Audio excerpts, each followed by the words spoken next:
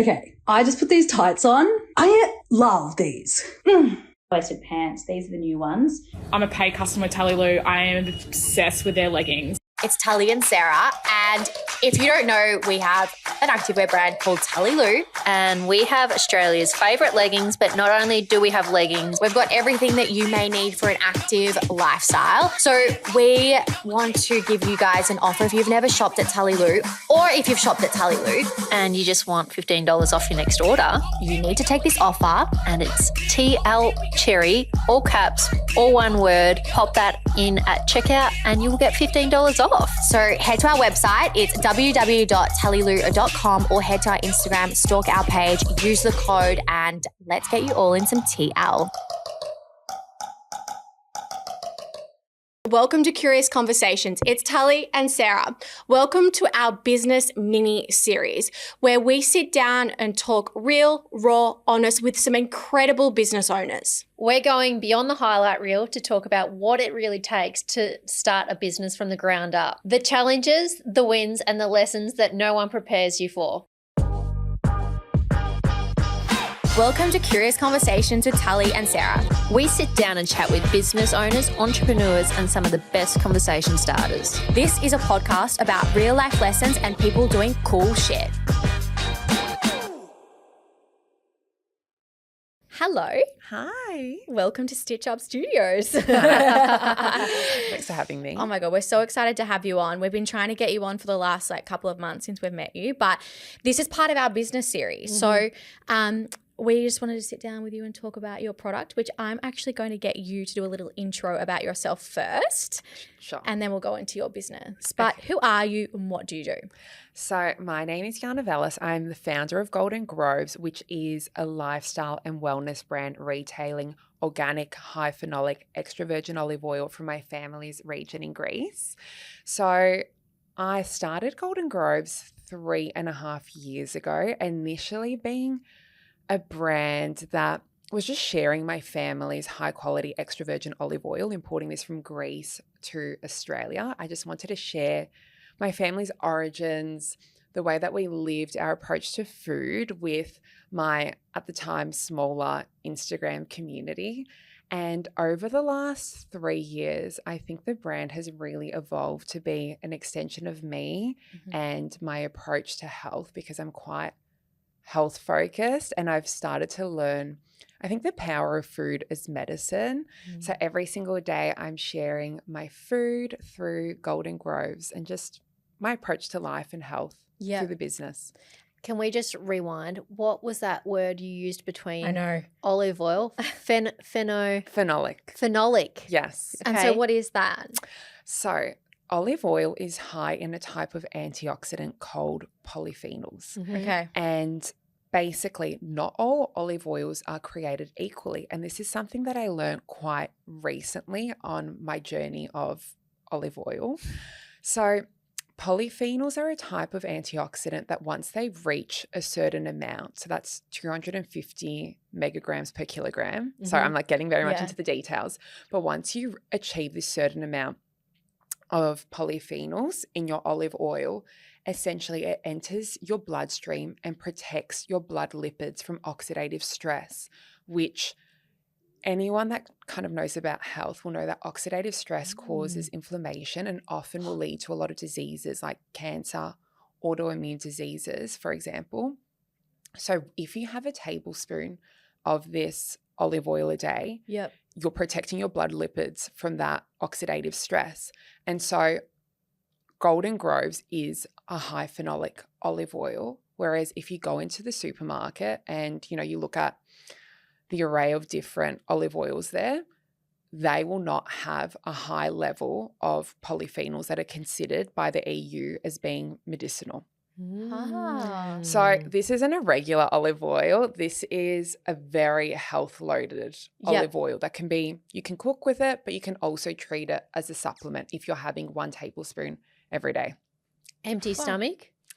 You can have it on an empty stomach, but you can also cook with it as well. Okay. So a lot of people love to do, and I've actually started doing this recently, the olive oil shots, because it hits your gut directly. Okay. And Just plain olive oil, like a shot. yeah, glass, you can do a not shot, either plain olive oil, or I sometimes will add lemon as well. Oh, yum. But obviously you can't do this with all types of olive oil. Okay. because of the Yeah. high phenolic. How do you find a high phenolic? Like, how do you know that? Is it on the label? Like, It should be on the label, or it should be on the website. So I'm a Golden Groves girly anyway, yeah, so it doesn't matter. She's on this anti-inflam diet, so I'm like, you need to be having a tablespoon a Yes, day. 100%. Yeah. I'm all about the anti-inflam. Yeah. totally. So a sign if you're trying olive oil, a sign if you're not seeing it on the label, or if you're not seeing it on the website or the Instagram, if you try olive oil just plain on its own, you will know it's high in polyphenols if it's got this peppery burn at the back of your throat after you try it. So if you've got that burning sensation after you have a plain tablespoon, or you dip some in bread and you try it, that's a sign that it's fresh and it's really high in antioxidants. Okay. So if you're trying other olive oils that are either lighter or they're more fruity and they don't have that pepperiness, that's a sign that it's not high in antioxidants. Okay. So I've just got a question just came to my head. So in Europe, especially Greece, are all the olive oils without the Polyphenols. Yep, that one. Without it, or is it kind of like an Australian or United States thing? Is it pure in Europe? It depends. So Okay. there are different classes. So extra virgin olive oil is known as being the highest class of olive oil. Yeah. But in the EU, the one class above that is this high phenolic olive oil. Which yours is. Which mine is. Wow. Which not all olive oils, Okay. actually a very small percentage of them. Why don't you are have a high special polyphenol. name like that? Like champagne or something? Yeah. No. Like, Literally, we should. yeah. So then you can tell the difference. Exactly. Yeah. Like I know a sparkling wine is a sparkling wine. I know a champagne's a Temu champagne. version. Exactly. I don't want the Temu version of olive oil. Stuff that. Well, I want the anti-inflammatory Yeah. shit. Absolutely. People are starting to learn now, and I think that's a really big piece, which when I mentioned before that the business is starting to evolve is because I'm learning now about the power of polyphenols, and I am sharing that and educating people on that, because previously I didn't know this about olive oil until I started the business. So there are very specific conditions that are required to achieve this high phenolic olive oil, because it can't be guaranteed. So we go through the whole entire harvest, and every single year then we'll need to test each batch to see what the levels are. And I get that tested in Greece, and I get that tested again in Australia to double check. But basically what happens is extra virgin olive oil is called extra virgin based on the acidity and that criteria being met.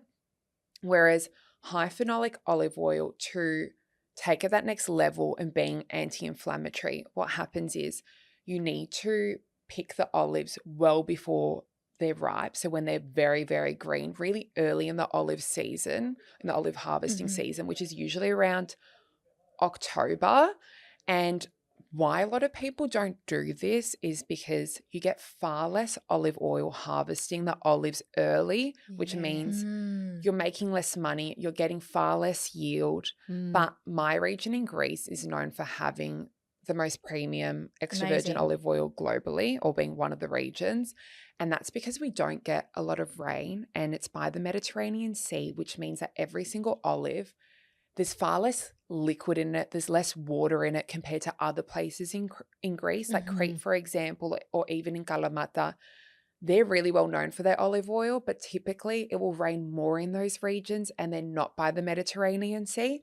So there's more liquid in the olives, meaning the olives yield more olive oil, but It's not concentrated. it's diluted. Yeah. So, Wow. yeah. So interesting. Yeah. Let's reverse engineer this. So at 23, you started an olive oil business. Yeah.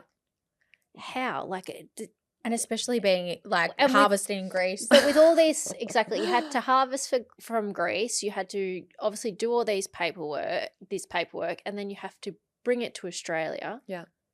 How did you know what you were doing?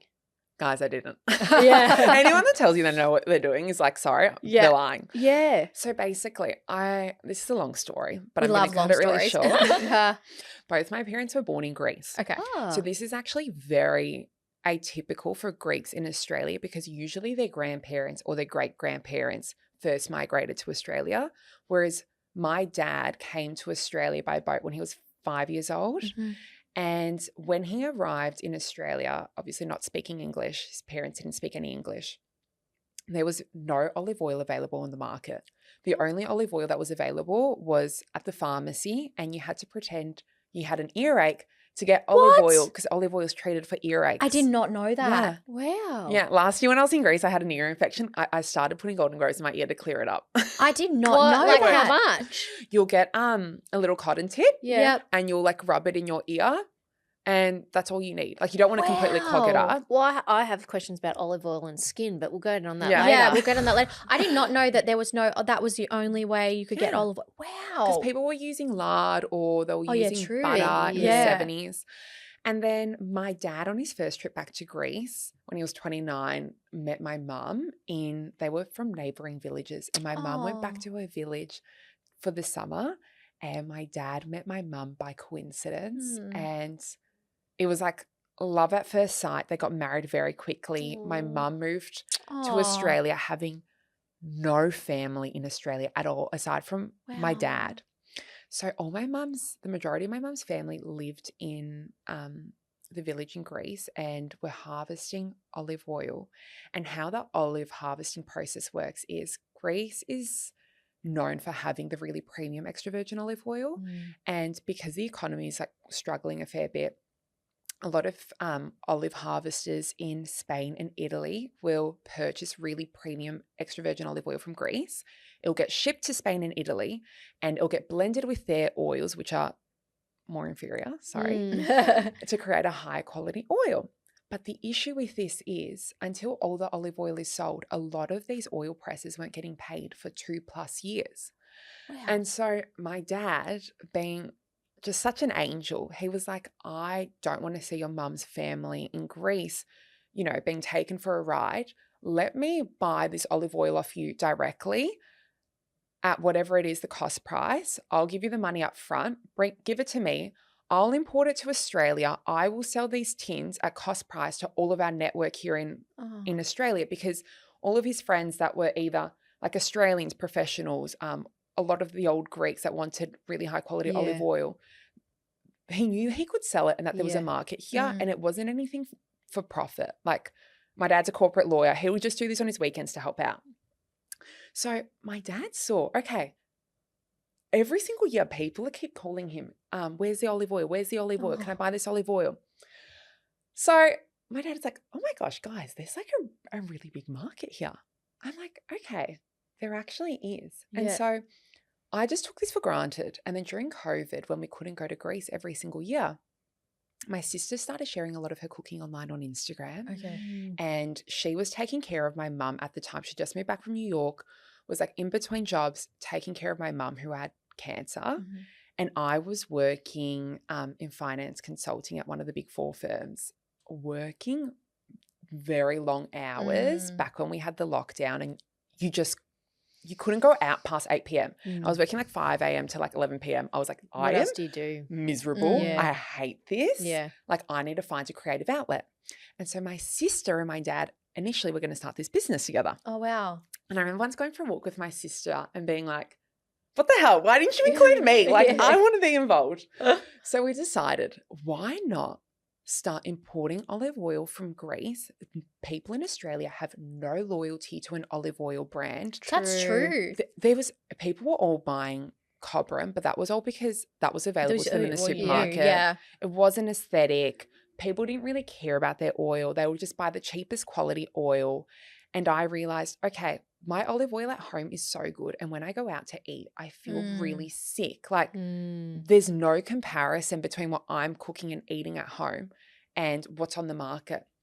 So I thought, okay, Dad, let's import 1,200 bottles from Greece, but I don't want to buy just regular olive oil. I want to import organic olive oil because with my mum's health conditions, we started only eating organic, getting very health conscious.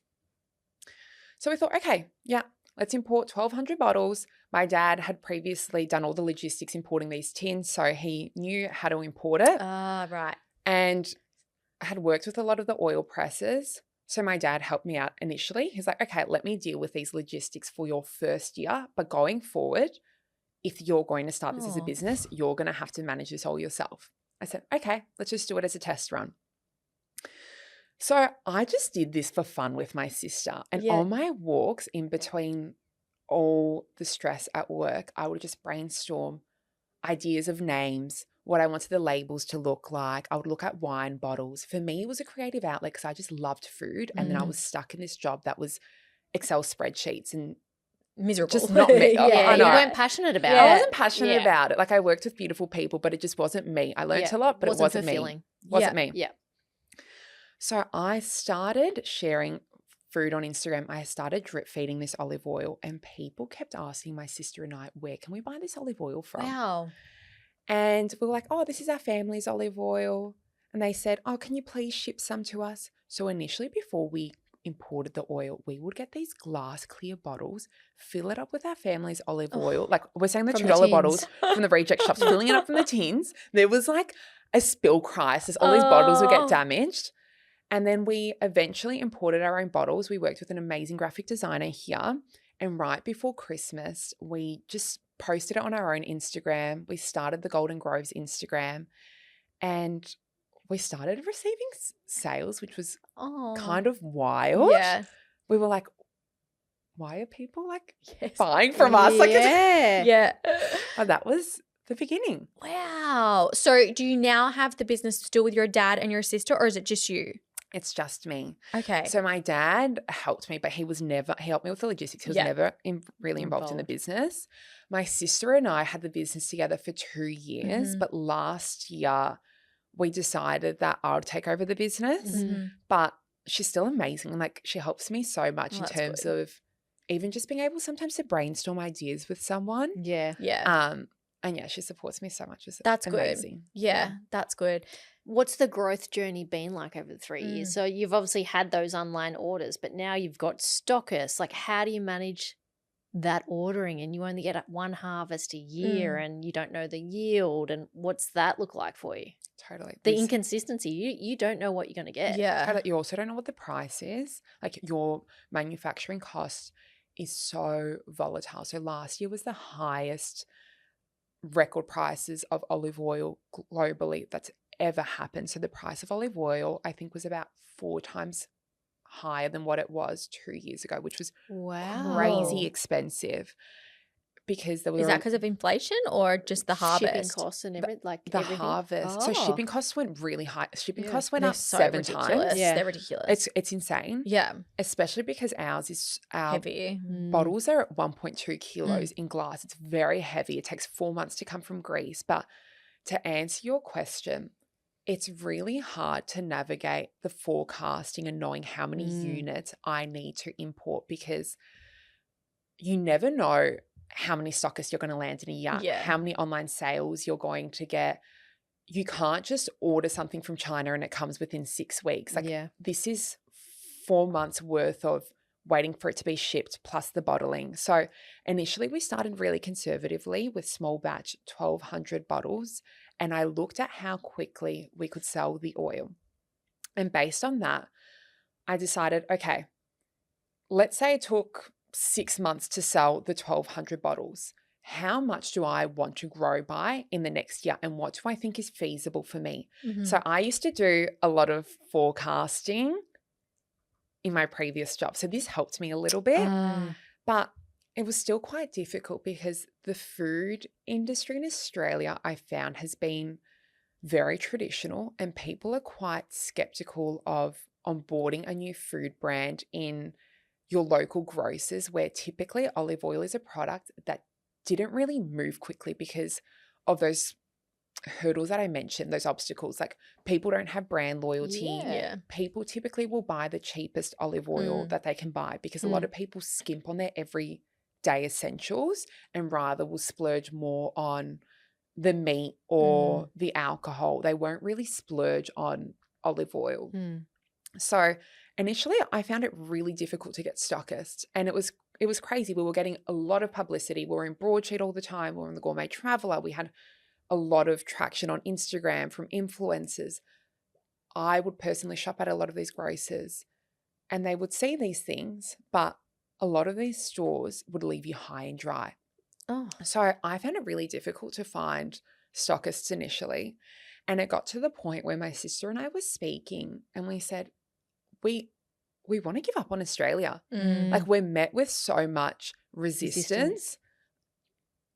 And I think when you first start a business, you're quite naive. You think, oh my gosh, yeah, I've got all these connections and I know the market and I'm doing content creation, or I know people that are influencers. I know people are buying my products. Like, oh my gosh, it's going to be so easy. This is my hit list. I'm going to go to these stores. They're going to stock my product. Yep.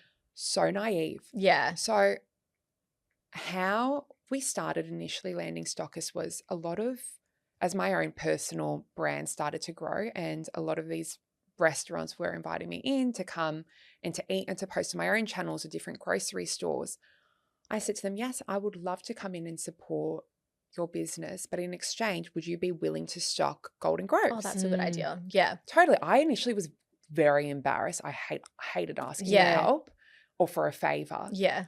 But I realized I'm actually doing these businesses a favor as well by giving them a high quality product, filling a gap in the market, and also promoting you on my own social media. And that my product is there continually to drive new customers to your business.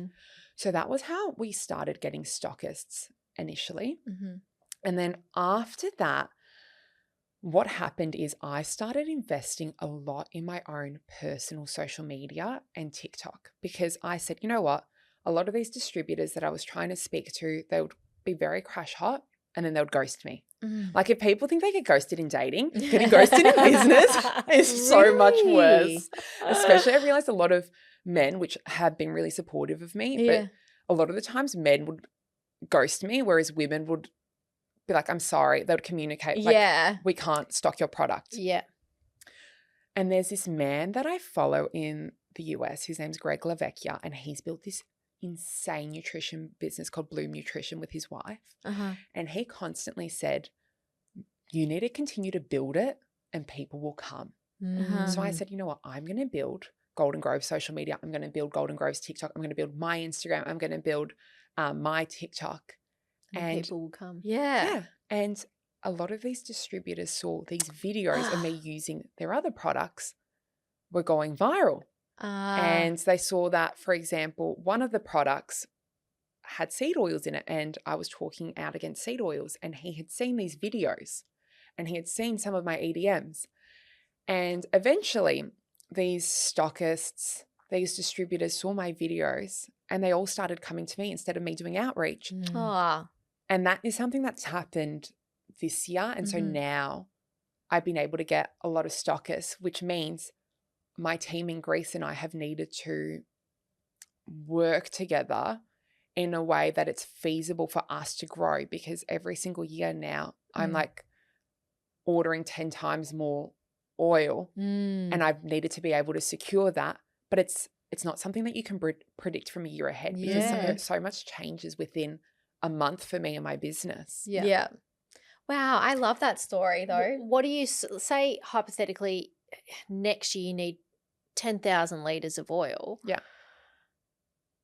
And you have all these stockist orders, then do you cut down the amount of oil your own online store gets? Like how do you divvy up who gets what amount of oil? Yeah. Or if then you want 10,000, then the harvest, they're like, sorry, we only got 5,000. Do you go purchase that extra oil from somewhere else to boost it? Like, I know the thing for me and what I'm really, really proud about is the fact that all of my olive oil is from one family owned farm from one region, and I will never, ever compromise on the quality of the oil. So if that means that I have to sell less on my own online store and make less money, I will always be willing to sacrifice that, because for me, quality is number one. And that's what I really pride myself on. And having that consistency with my company, with my customer is number one. So for me, the number one priority and what gets looked after are my stores. So all the stores that we're stocked in, because for me, I think it is very convenient for people to buy olive oil, especially in more remote areas, to have things delivered to your house. yeah. But still, a lot of people just want to be able to buy a good like olive oil last minute when they are in their local store. So for me, servicing those first and making sure that I maintain my commitment to my distributor, which is that there's always olive oil in stock and in hand, is number one.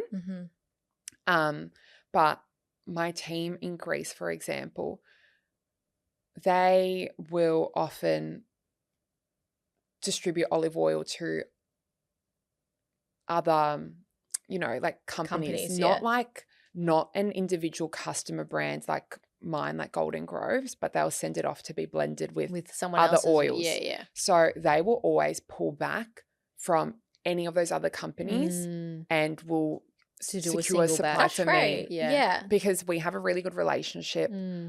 I am someone where when I'm running the business, I will pay people straight away really well, treat people with so much respect. And I think when you've built those relationships, and especially with my team and with the oil press, they always will look after me in return. That's good. What do you think your number one challenge has been other than trying to get into store? It's definitely been what we mentioned before, the forecasting. Yeah. And I think, honestly, another thing as well is probably profitability with something like food. So food traditionally has really low margins. And when you're working with something like you're working with a distributor, they get a cut. Then the wholesaler, which are the stores, the grocery stores, for example, they get a cut.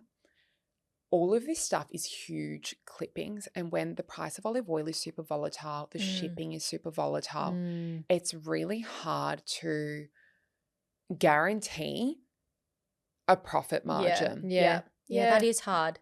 Because what it retails for 40? 45. 45. For the 750 mils. So have you had anyone, from hearing you now and talking how pure it is and like the love that's in this olive oil, I totally understand why it is that price. And I would pay for something because I'm the same. I'm really into health, wellness, so I would pay that. But have you had customers say, oh, it's too high?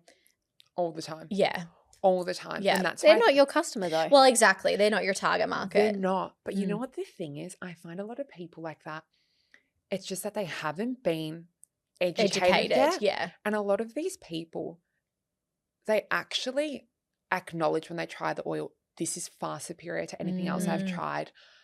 If you educate people and if they have the financial means, you would be surprised at people's change in consumer habits. Like, for example, last week there's a private wellness club here in Melbourne called Saint, and we stock Golden Groves there, and we did a private event showing different ways that you can use olive oil in cocktails, and I was educating people on olive oil, which was so much fun. And a lot of these people are spending a lot of money to attend this private wellness club, but still people have their own different goals. Like some people go there because they want to be shredded before Europe, and then other people are going there because they want to genuinely take care of their health. Yeah, be better. Yeah. Totally. Yeah. And there was this one girl that was there. She was beautiful. She was actually brave enough to say to me, you know what, I actually buy the cheapest olive oil, and I would not think to buy and spend $45 on olive oil. Like, to me, I look at your olive oil, it's absolutely incredible, but I know nothing about olive oil. Yeah. It's a beautiful label, but I'm sorry, like I wouldn't spend $45.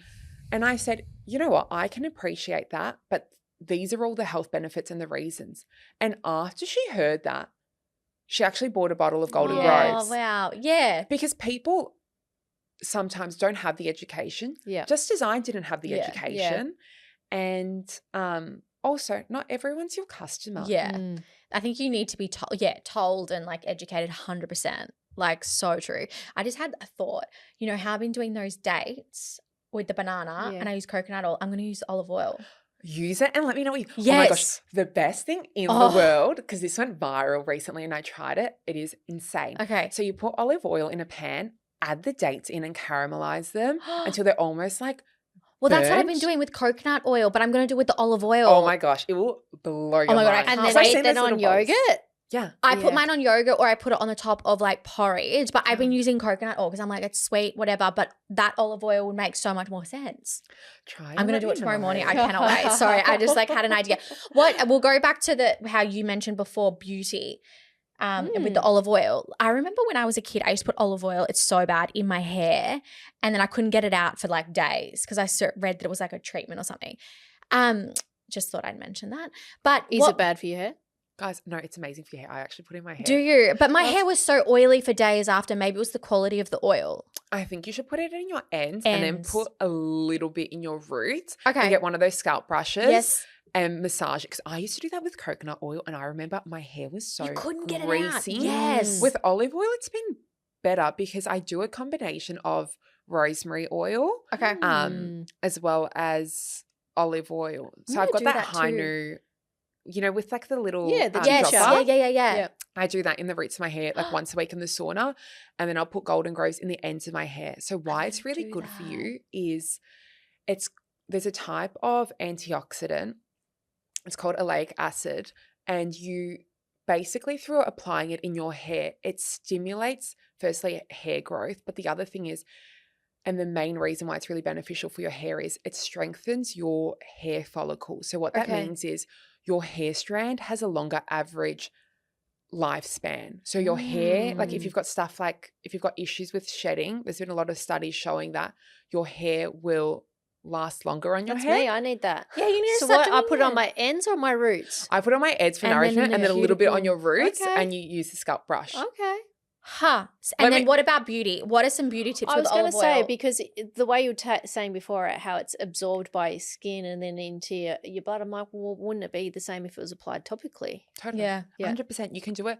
You can do straight olive oil, or there's actually a remote island in Greece that I go to, and there's a man that creates olive oil based skincare. So I use this body cream, which I've just run out of when I go to Greece. I need to pick some more up. Yes. It's like the shea butter, there's olive oil in it, some almond essence, vanilla essence, and I'll apply that onto my skin. It doesn't have that greasy oiliness because golden grapes is quite thick because it's so pure, and it makes your skin shine and it's very nourishing. I need that too. I Yeah. apply it. My sister started doing this and I copied her, applying olive oil on her lips before she goes in with her lip liner because it's so nourishing. Yeah, my lips are so dry all the time. That's actually like a really good idea. Mm. And I feel like when you were saying that under the eye area, I don't use an eye cream because I'm not sure if I believe in an eye cream. I know, yeah. So I was just thinking that I could like just dab some olive oil because it's so Yeah. moisturizing. Totally. I'm going to do that too. Would you ever expand into beauty? Yes, I think so. Yeah. Okay. So it's funny. People have been saying this to me since the get-go. Okay. And I think that skincare and beauty is a very saturated market. But in saying that, I think that if you have an amazing product, the market can never be too saturated. Yeah, Mm. I agree. And as someone that's very health conscious and also doing content creation, I'm sent products every single day, beauty products.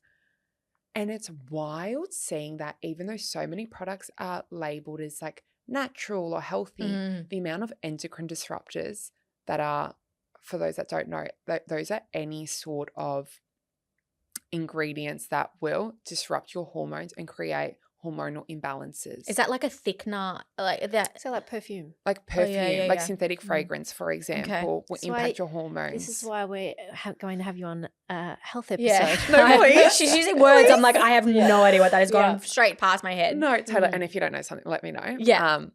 But yeah, I'm noticing this a lot. And so for me personally, the fact that I have to go to a remote island in Greece to get Yeah. Get a lip this. balm that has olive oil in it, that's super hydrating, that has no chemicals, and the same for my body. I just think it's crazy. And also how much a lot of these products are, they're so expensive because beauty has such a high markup. Mm-hmm. Yeah, I'm putting things all over my body that are doing more damage. Yeah. And a lot of these beauty products, they actually strip your skin from a lot of its natural oils and you're left with drier lips, drier skin. Yes.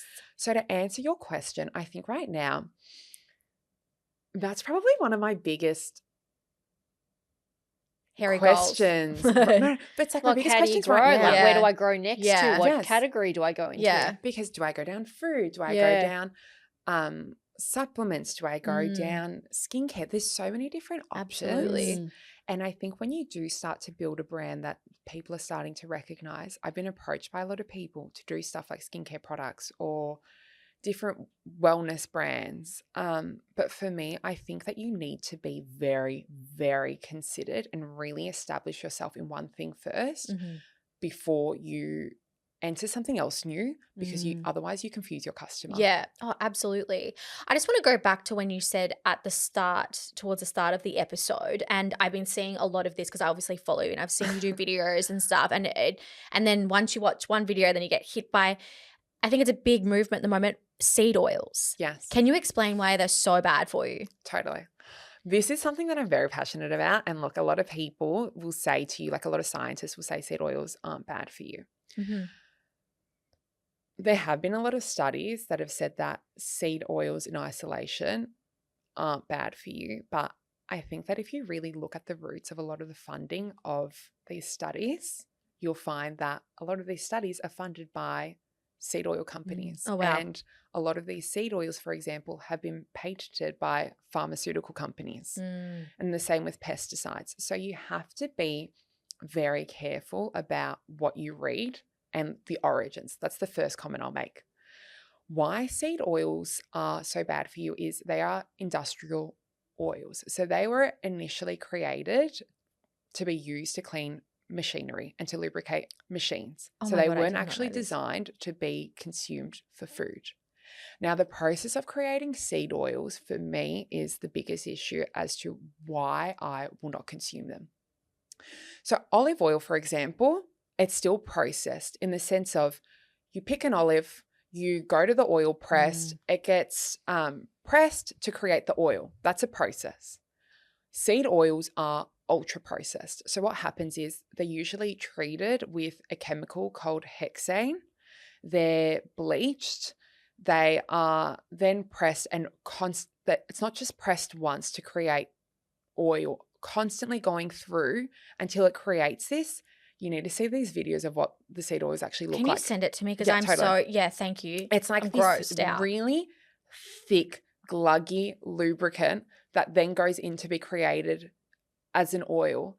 And what happens is seed oils are very, very inflammatory. So people will say initially in the US, they introduced seed oils because they said, okay, people are cooking with lard, people are cooking with butter. This is creating heart issues for people. Let's introduce these seed oils because there's all these heart issues.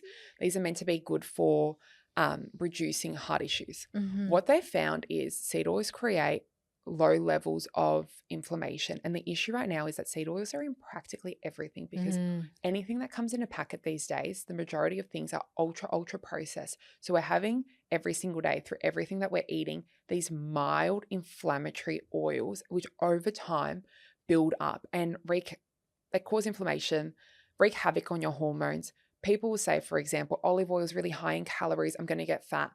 If you're eating something like seed oils that disrupts your hormones, that's going to create hormonal imbalances, which then will make you put on weight. Yeah. And what they found is if you guys follow Dr. Mark Hyman and listen to a lot of his podcasts on seed oils and read his studies, what they found is that they've compared people that consume seed oils and people that consume stuff like olive oil and have found that there has been no difference in terms of health with people that consume olive oil in terms of having negative effects. If anything, they have better heart health through consuming olive oil, and people do not put on weight through consuming olive oil with their cooking. Okay. So that's why a lot of people have started boycotting seed oils, is because people are starting to get intelligent and they're realizing, oh my gosh, I feel so inflamed when I'm when I'm drinking oat milk, which, surprise, surprise, has seed oils in it because it's ultra processed. I stopped drinking that a while ago. Yeah. So if you're looking on the back of a packet, does it physically say seed oils, or have they got names to like hide that it's a seed oil? They've got so many names to hide it. So the first thing is they will call it vegetable oil. Oh, What vegetable are you getting the oil from? Yeah. There's no vegetable. There's vegetable, so you think it's like healthy. You think it's healthy. It's not coming from a vegetable. There's stuff like peanut oil, canola oil. Sunflower oil. Wow. Or anything like that, rice bran oil. For me personally, I'll only have extra virgin olive oil, like an Australian grass-fed butter. Maybe I'd have a bit of tallow or ghee. I find sometimes they can be a little bit too fatty for me, but if other people can tolerate it, that's fine. But anything else that's a seed oil, I will avoid. So is a coconut oil a seed oil? No. No, coconut oil is fine. That's just coconut oil. Okay. Because do you know what You're smiling. She would have known all this because she's Totally. like such a whatever. But no, the reason why I wanted to bring up, obviously I've seen your videos, but my sister, who is not like us, like at all, she's just your average whatever. Shouldn't say whatever. Love you. She's not educated. She's not educated, Yeah. but she actually called me and said, can you please tell me what's the matter with seed oils? Because I've been seeing these videos and I've got nieces, and therefore she's like, I think a lot of the foods that my kids are having have got seed oils in them. Can you tell me why they're bad? And I'm like, fuck, I'll ask Sarah. I actually don't know, but I want to know as well. Yeah. And I've just forgotten about it. But I think it's good that you're doing these videos because you're educating people like my sister and me who have no idea, but I keep getting fed these videos. Exactly. Yeah. And I think what I'm realizing now is people, as soon as they have children, they start to tap in and care Absolutely. a lot more because parents are just trying their best. There's only so much that they can learn, that they can do, how much they have time for, / the emotional bandwidth as well. Like yeah. we're all so overwhelmed. So even just posting these videos saying, hey guys, I personally would avoid this, but this is a really good alternative. Yeah, I love that. And sometimes these things are more expensive, and I completely understand that. Like sometimes these things really come down to being a price It's thing. investing in your health though, Yeah. right? Like what price Agreed. what price do you put on that? Yeah. Agreed. Yeah. Because this is the thing, and it's what I've really realized the hard way.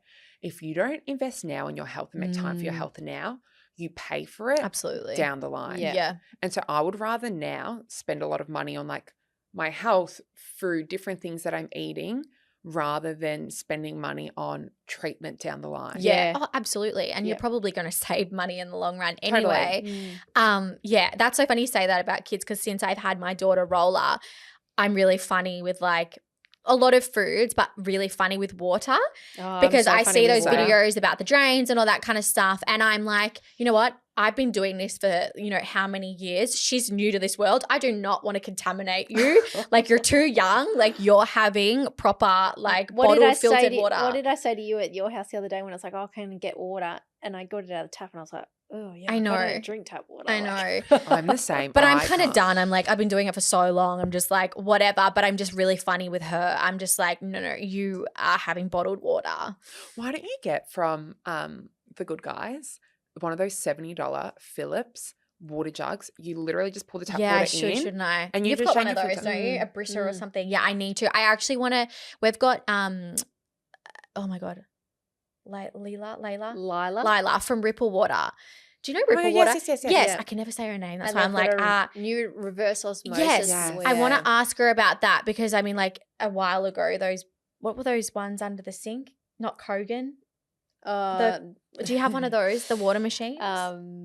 The Colty water machines. What are they? Which one? Kangen. Do you have one of No, I don't. those? I've never actually you'd- seen that before. You'd be right. Oh, That'd be right To up be your fair, alley. the water tastes amazing. Like it's smooth and stuff. Yeah. But look up Kangen water. Back in COVID, we had a few friends try to sell us some of the machines. It's kind of like a pyramid scheme, but Yes. the water the is water good. did taste amazing. And then I was just like, people were telling me about how bad water is. I'm like, stop telling me, I don't want to know. But I want to look at her water, reverse water thing. But yeah, I should probably get one of those jugs.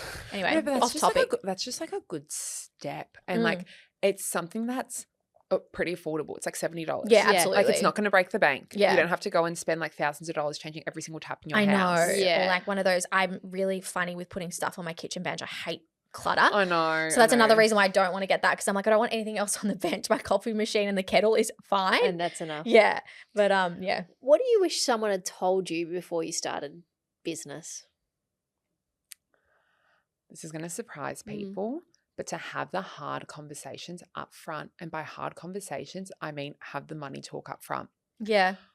I can't begin to tell you guys how many times I got taken advantage of for being a young 23-year-old that had a social media presence / also had another full-time job. So people thought that they didn't need to pay me or that I could pay to promote their businesses. And look, at the end of the day, when you're doing partnerships with people, often no one's really getting paid from it. It's like a brand building exercise. But I know that I just got taken for a ride so many times and you get a bit burnt out by it. And so now I've learned that the best thing that you can do is, in a very respectful way, is have a really open conversation at the beginning.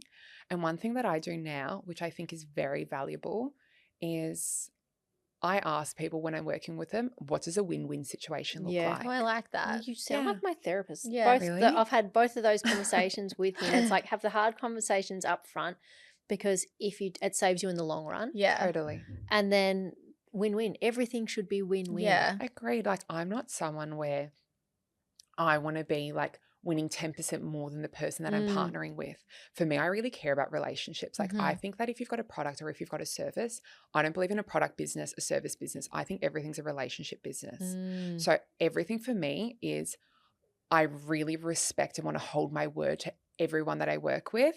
And I want to know, what are your expectations of me so I can exceed them? Yeah. And like these are my expectations from you so we can create like an amazing outcome for everyone. And sometimes, you know what, it's not suitable for now, but down the line, if you really want to work together, you'll find the right opportunity to make things work. Absolutely. Yeah. Yeah. So I think that held me back a lot initially. And sometimes you just like, you build things up in your head. Like I have had conversations even with my dad being like, oh my God, I'm so scared to pass on this cost of shipping onto this stockist.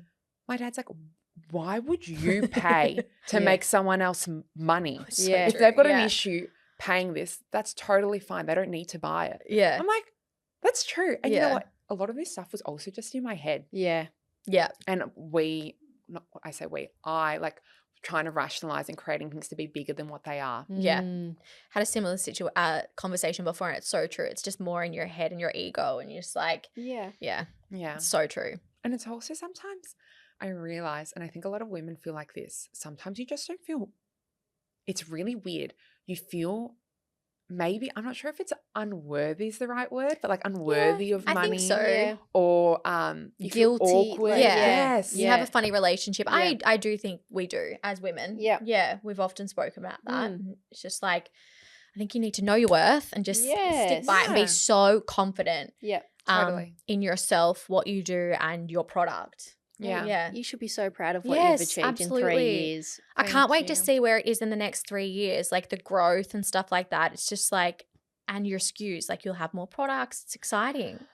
I'm so excited. Yeah, it's good. I know this sounds wild, but I think within the last year, I actually started taking the business seriously because that's when I quit my then full-time job. And I think even just within the last 6 months seeing the traction, I know that it's obviously still really hard, but I can now see the wins. And now I think I finally have the confidence and I feel like I'm making a lot of traction. Yeah. So I think within 3 years, Be wild. I'll be able to do a lot more and also just have more people in my community. Yeah. Yeah. I think You should be so proud. You should be Thank very you, proud. Thank guys. you so much Thank for you. coming on Curious. Thanks guys for having me. Thank you.